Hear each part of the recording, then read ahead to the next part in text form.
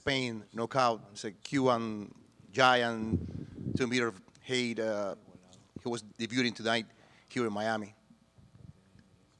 Sir, I have no idea what you just said to me. Robel is the Spain who Spain. yeah, Yeah. got a knockout tonight. Okay. And your opinion about his performance? Yeah, and knockouts are great. When you go in and you perform at this level, with everything that we were just saying about this place here tonight, the energy, the fans, and you pull off an incredible knockout, it literally doesn't get any better than that. Thank you, sir. Dana over here. Yeah, go ahead, brother. I know Chito lost, but you guys, before the pandemic, had gone to Chile, had gone to Argentina. Given his popularity, how much media there was here for him and fans, is there a chance that the UFC visits Ecuador at one point? Yeah, I mean, take Cheeto out of the equation, we end up in Ecuador someday anyway. Obviously, when you have somebody who's that's popular from that part of the world, it's like we're talking about Africa and Spain right now. Seriously, we're heavily invested in Mexico now. Yes, we will end up there someday. And just real quick, any update on Spain? No, not yet. Thank you. Thank you, sir. Who is next? Go ahead. Dana, continuing with that question, there were probably a record attendance from Ecuadorians. About 5,000 Ecuadorians were here, maybe a bit more. You could feel it. Yeah, and more than 40 Ecuadorian journalists came to see Cheeto.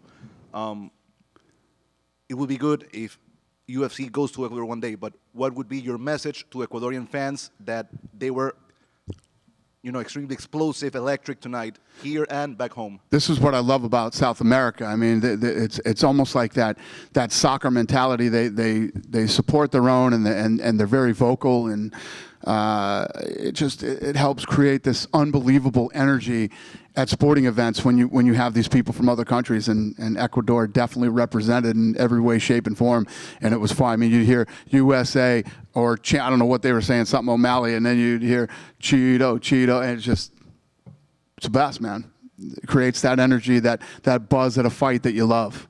Thank you very much. We had a blast here. Thank you, sir. Anybody else? Dana? Here. Yep. Hello, Dana. Hi. I just wondering, what do you think is coming now for Cheeto after this fight? Do you think maybe in the future is going to be the third part of this fight between Cheeto and Sean O'Malley? Could be? It could be, yeah. He's going to have to get back on the horse and win a couple fights, and who knows? He could work his way back up to O'Malley again, because yes, it's 1-1. So that fight could possibly happen. I'm not even thinking about that or considering that right now, but not saying it couldn't be a possibility. Thank you. You're welcome. Who was the other guy that said? Yeah, Dana, Go ahead. last one. Dana over here. So I know you guys have deals lined up with places, agreements for locations ahead of time, but I have to ask, I had a couple of people approach me after the conference and today after, like you said, an electric energy here in Miami. Is there a chance Miami becomes one of those stables where you go twice a year, or maybe? That's what that other guy just asked me too. Yeah, well, maybe for UFC 305, that's the specific thing they've been asking me. That's interesting. That's interesting, yeah. That's funny. Was that a talk at least, or is that kind of just up in the air?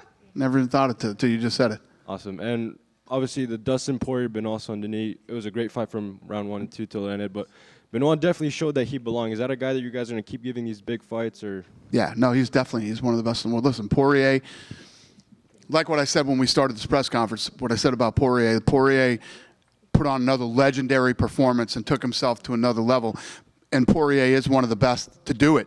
So it doesn't hurt his stock at all, not even a little bit. He's another one now that's got to jump back in the mix and win some fights. He'll learn from this. Thank you. Was there one more guy that was trying to ask me? Yeah, last one for me. Bryce Mitchell got his camo shorts. Sean O'Malley got his pink shorts. Brendan Allen, upcoming UFC headliner, wants purple shorts to commemorate his daughter, as well as his school's colors. Can you get purple shorts next time out? This is when we know we've gone too long with the press conference, when we start talking about clothing. Sure, he can have purple pants. Thank you. Oh, thank you. Good night.